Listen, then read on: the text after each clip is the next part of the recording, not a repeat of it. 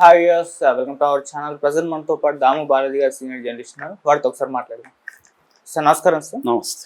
Sir మొన్నటి నుంచి కూడా ఇమ్రాన్ ఖాన్ జైల్లోనే హత్య కాబడ్డాడు అని చెప్పేసి వార్తలు ప్రచారంలో ఉన్నాయి కదా సార్. అయితే ఇప్పుడు ఇమ్రాన్ ఖాన్ కోసం మద్దతుగా ఇటు భారత ప్రధాని మోదీ గారు కావచ్చు, లేకుంటే పుతిన్ కావచ్చు రంగంలోకి దిగుతున్నట్టుగా తెలుస్తుంది. అంటే ఇమ్రాన్ ఖాన్ కూతురు కూడా అప్పీల్ చేసింది వీళ్ళిద్దరికి కూడా సహాయం చేయండి అని చెప్పేసి. సో ఇటు మోదీ గారు కూడా, ఎందుకంటే ఆసిఫ్ మునీర్ మనకు వ్యతిరేకం కాబట్టి ఇమ్రాన్ ఖాన్ కి సహాయం చేసే అవకాశం ఉన్నట్టుగా తెలుస్తుంది. మరి పాకిస్తాన్ ఇంటర్నల్ విషయం అనేది ఇప్పుడు భారత్ పాకిస్తాన్ మధ్యగా ఇష్యూగా మారబోతుంది. సో ఎలా చూడొచ్చు అంటారు? మరి ఇప్పుడు వెళ్తున్నారా సార్ మోదీ గారు ఇమ్రాన్ ఖాన్ కి సహాయం చేయడానికి? దాదాపు ఇమ్రాన్ ఖాన్ ఆగస్టు 2023 నుంచి జైల్లో ఉన్నాడు. సో ఇప్పుడు అతను చనిపోయినాడు అని పుకార్లు వస్తుంది. ఎందుకంటే చివరిసారిగా అతను నవంబర్ 5 ఆ ప్రాంతంలో మాత్రమే వీళ్ళు కుటుంబ సభ్యులు కలవగలిగారు. అప్పటి నుంచి కూడా ఇప్పటి వరకు కుటుంబ సభ్యుల్ని ఎవరిని, అంటే 3 చెల్లెలు ఉన్నారు ఆయనకి, అలీమా ఖాన్, ఉజ్మా ఖాన్ అండ్ నోరీన్ ఖాన్, అట్లాగే కొడుకులు 2 ఉన్నారు, కాసిం ఖాన్ అండ్ సులేమాన్. సో వీళ్ళిద్దరు, ఈ కొడుకులనిద్దరిని కానీ భార్యలను కానీ ఆయన భార్య బుస్రా బీబీ కానీ చెల్లెల్ని కానీ ఎవరిని కూడా కుటుంబ సభ్యుల్ని లోపలికి అలౌ చేయట్లేదు. యాక్చువల్గా కోర్టు పర్మిషన్ ఇచ్చింది కలవడానికి, అయినా కూడా అధికారులు ఇది కుట్ర జరుగుతుంది ఆయన కలవనిస్తే అని చెప్పి కలవనివ్వట్లేదు. సో అందుకని మొన్నటి నుంచి ఆందోళనలు చేస్తున్నారు అక్కడ స్త్రీలు. తర్వాత పీటీఐ, ఆయన స్థాపించిన పార్టీ పేరు పాకిస్తాన్ తెహ్రీన్ ఈ ఇన్సాఫ్ అనే పార్టీ, వాళ్ళ సభ్యులు కూడా చేస్తున్నారు. దానికి సంబంధించి కొంతమంది లీడర్లు కూడా నిన్న సిట్-ఇన్ అంటారు, సిట్-ఇన్ ప్రోగ్రామ్ అక్కడ చేస్తున్నారు. ఈ నేపథ్యంలో వాళ్ళ చెల్లెలు నోరీన్ ఖాన్ ఇంటర్నేషనల్ మీడియాతో మాట్లాడింది. ఆమె చెప్తున్నది ఏమంటే, మోడీ మాకు మద్దతు తెలియజేయాలి, మోడీ రంగంలో దిగాలి, ఇంటర్నేషనల్ ప్రెజర్ ఉంటే కానీ అసీం మునీర్ వినేట్లేదు, అసీం మునీర్ ఇమ్రాన్ ఖాన్ని జైల్లోనే చంపాలని కుట్ర చేస్తున్నాడు. దీనికి ప్రధాన కారణం ఏంటంటే, అసీం మునీర్ ఉన్నంతకాలం పర్మనెంట్గా ఆయనే పాకిస్తాన్ని ఇండైరెక్ట్గా పరిపాలించాలని ఒక ప్లాన్లో ఉన్నాడు. దానికోసం రాజ్యాంగాన్ని 27వ సవరణ తీసుకొచ్చి, మామూలుగా అయితే అతను చీఫ్ ఆఫ్ ఆర్మీ స్టాఫ్ అంటారు, సో దాన్ని ఇప్పుడు మార్చేసి అతను సిడిఎఫ్ అంటారు, చీఫ్ ఆఫ్ డిఫెన్స్ ఫోర్సెస్ అనే ఒక పోస్ట్ని క్రియేట్ చేసుకుని దాంట్లోకి వెళ్ళిపోయాడు. సో ఈ సవరణ ద్వారా 2030 వరకు పొడిగించుకున్నాడు తన పదవీ కాలాన్ని. అంటే 5 ఏళ్ళు తన పదవీ కాలాన్ని పొడిగించుకున్నాడు.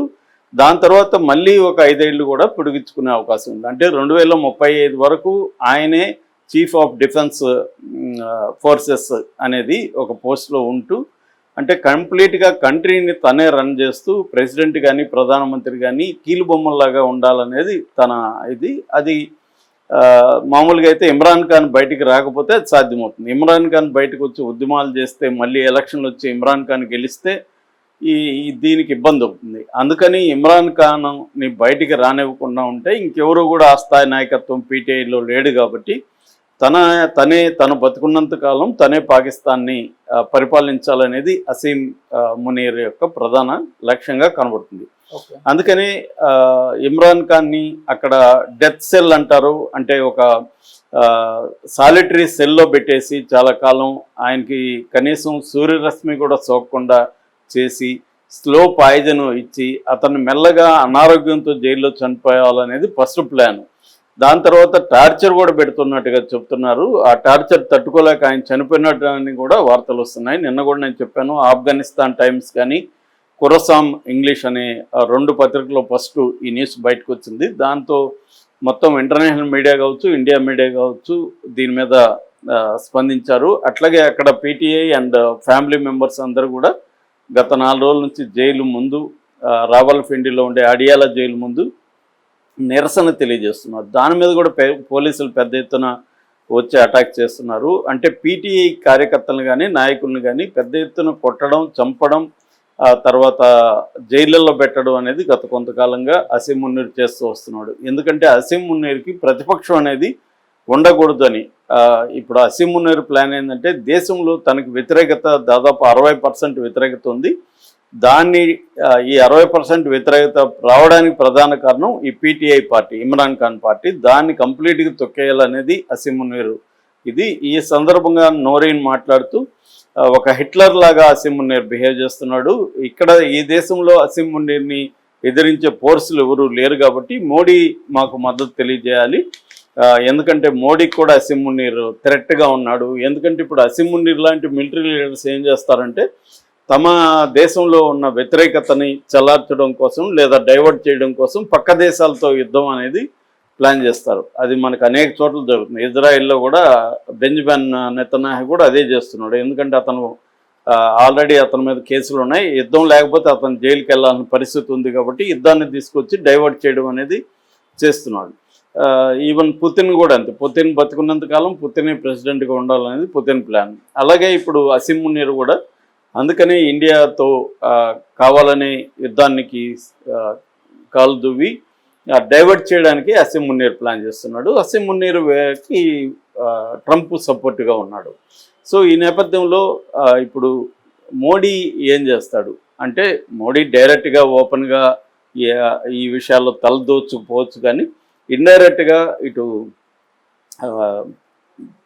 మన పుతిన్ హెల్ప్ తీసుకొని కొంత ప్రెజర్ని బిల్డప్ చేయడానికి ట్రై చేస్తున్నారు. ఎందుకంటే అక్కడ యుఎన్ఓ కానీ తర్వాత రెడ్ క్రాస్ ఇలాంటి సంస్థలంతా కూడా జైల్లో అతన్ని సాధారణ ఖైదీలాగా కాకుండా ఒక ఎక్స్ ప్రెసిడెంట్ కాబట్టి ఆయన ఒక రాజకీయ ఖైదీలుగా ట్రీట్ చేసి ఆయనకు అన్ని రకాల హక్కులు కల్పించాలనేది డిమాండ్ చేస్తున్నారు. దీనికి ప్రెజర్ చేసే అవకాశం మోడీకి కూడా ఉంది. మోడీకి కూడా ప్రధాన శత్రువు ఎవరంటే ఇప్పుడు అసీం మునీర్ కాబట్టి అసీం మునీర్ని కొంత ఇబ్బంది పెట్టాలని ఈ సందర్భంగా మోడీ కూడా అనుకునే అవకాశం ఉంది. ఎందుకంటే ఇది ఒక మంచి ఛాన్స్గా ఉంటుంది. ఎప్పుడైనా పక్క దేశాల్లో మిలిటరీ ప్రభుత్వాలు ఉంటే మనకు తలనొప్పే అది. ఎందుకంటే అక్కడ డెమోక్రటిక్ ప్రభుత్వాలు ఉంటే ప్రజలకు బాధ్యత వహిస్తారు. మిలిటరీ ప్రభుత్వం అనేసరికి ప్రజలకు ఏం బాధ్యత ఉండదు. పైగా వాళ్ళ దేశంలో ఉండే అశాంతి కావచ్చు, ఆర్థిక సంక్షోభం కావచ్చు,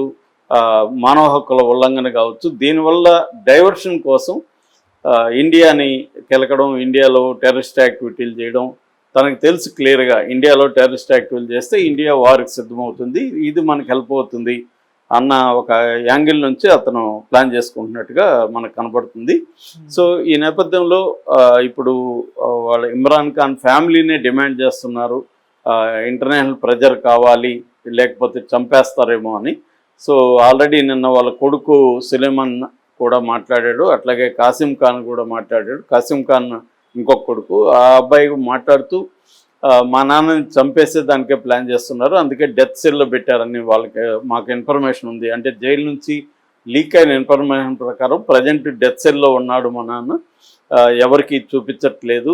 ఆ డెత్ సెల్ అంటే ఎవరిని పంపిరు, అది కంప్లీట్గా చీకటిగా ఉంటుంది, దాంట్లో పడేస్తున్నారు అనేది చెప్తున్నారు, ఆందోళన వ్యక్తం చేస్తున్నారు. ఒక ఇంటర్నేషనల్ క్రికెటర్ అతను ఒకప్పుడు, తర్వాత 4 ఏళ్ల పాటు దేశాన్ని పరిపాలించిన వ్యక్తి. అలాంటి వ్యక్తిని ఒక 200 కేసుల వరకు అతన్ని పెట్టి అతన్ని బెయిల్ రాకుండా చేసి జైల్లో పెట్టడం అనేది ఇప్పుడు ప్రపంచవ్యాప్తంగా వైరల్ అవుతుంది. ఈ నేపథ్యంలో మరి మోడీ ఏ మేరకు ఇన్వాల్వ్ అవుతాడు? డైరెక్ట్గా అయితే ఇన్వాల్వ్ అవ్వడం కష్టమవుతుంది, ఎందుకంటే మా దేశ ఆంతరంగిక వ్యవహారాల్లో మోడీ కలుగజేసుకుంటున్నాడని చెప్పే అవకాశం ఉంది.